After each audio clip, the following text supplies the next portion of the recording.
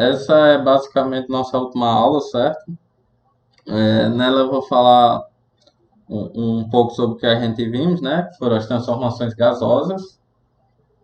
A gente tem transformação isotérmica, que a gente chama lei de Boyle.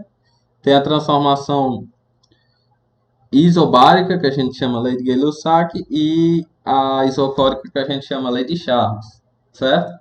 Basicamente, o que a gente tem que entender. A temperatura é diretamente proporcional ao volume e à pressão. O volume é inversamente proporcional à pressão e diretamente à temperatura, e a pressão é diretamente proporcional ao volume e inversamente proporcional à temperatura. Então, eu posso unir essas três equações para analisar uma equação mais geral, que me dá a relação entre pressão, temperatura e volume, que diz o seguinte: se o número de partículas não mudar, o produto VPT inicial tem que ser igual ao volume, temperatura e pressão final. Nessa relação, V0, P0 sobre T0 tem que ser igual a V1, P1 sobre T1. Isso aí a gente viu, é só uma combinação desses três, certo?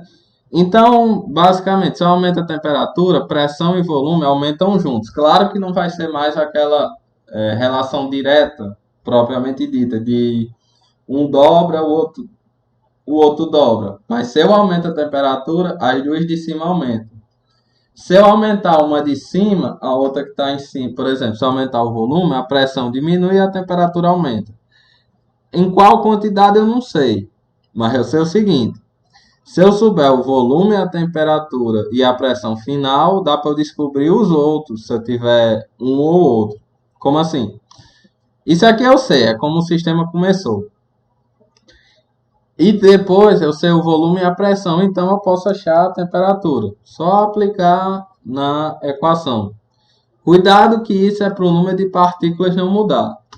Outra forma que eu tenho de escrever isso é dizer o seguinte: o produto PV sobre T é constante.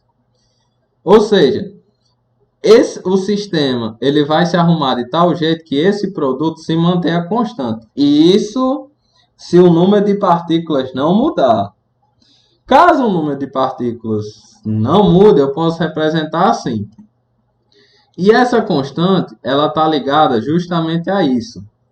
Esse R a gente chama de constante universal dos gases perfeitos, dos gases ideais, e N é o número de mols. O que é o número de mols? É o número de partículas dividido pela constante de Avogadro. Isso vocês com certeza já devem ter visto em química, certo? Normalmente a gente diz 1 mol, 2 mols de gases, quer dizer isso, eu estou dividindo o número de partículas pela constante de Avogadro. Então a gente chega nessa equação que é chamada equação de Clapeyron. Isso só acontece para gases ideais. E gases ideais em que esse processo em que eu aumento a temperatura, o volume e a pressão são de forma lenta. Por quê? Porque o gás ele precisa ir se adaptando. No momento em que eu estou aumentando, vamos lá para o simulador de novo. Ó, observe. Quando eu estou aumentando a temperatura está indefinida, a pressão está indefinida, o volume aqui não está variando, mas varia junto, certo? Quando o gás sofre transformação, ele está aumentando pressão, volume, temperatura, mas durante o processo está indefinido. Eu tenho que fazer isso de forma bem lenta para o sistema poder ir se acostumando.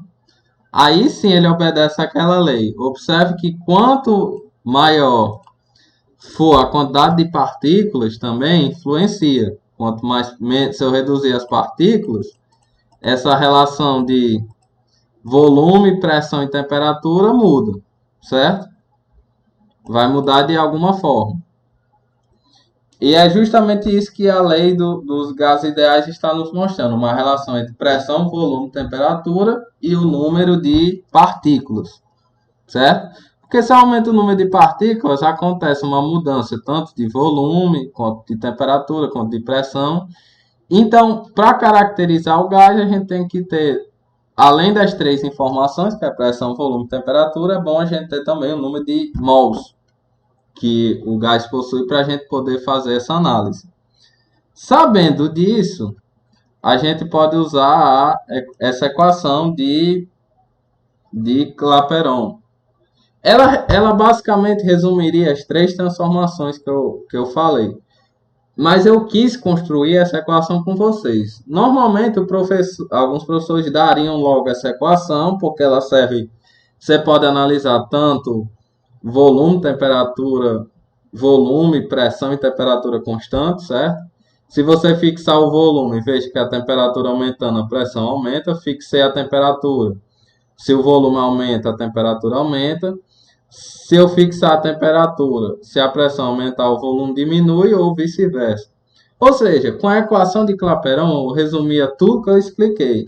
Só que eu acho interessante você primeiro analisar cada um dos processos, analisar o processo isotérmico, isobárico e isocórico, analisar essas leis, como essas leis se combinam para quando as partículas não mudam, analisar o que acontece após, se eu quiser relacionar a mudança de partículas, e assim montar essa equação que é chamada equação dos gases ideais, certo? Então, a gente chega, esse é o último tópico da aula.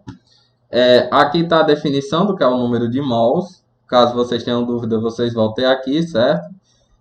A constante de Avogadro, ela é usada porque é um número muito grande de partículas, então o número de mols representa de forma melhor o que eu quero dizer.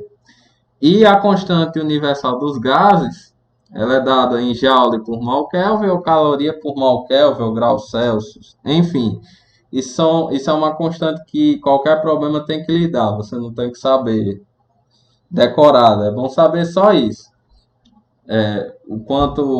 O que ela representa. Ela é o que vai tornar, quando eu mudo a pressão, temperatura, volume e número de mols, essa constante é o que vai me dar a relação dessas quatro outras grandezas, certo? Então, vou fazer só mais um exercíciozinho e a gente conclui esse capítulo de calor como energia.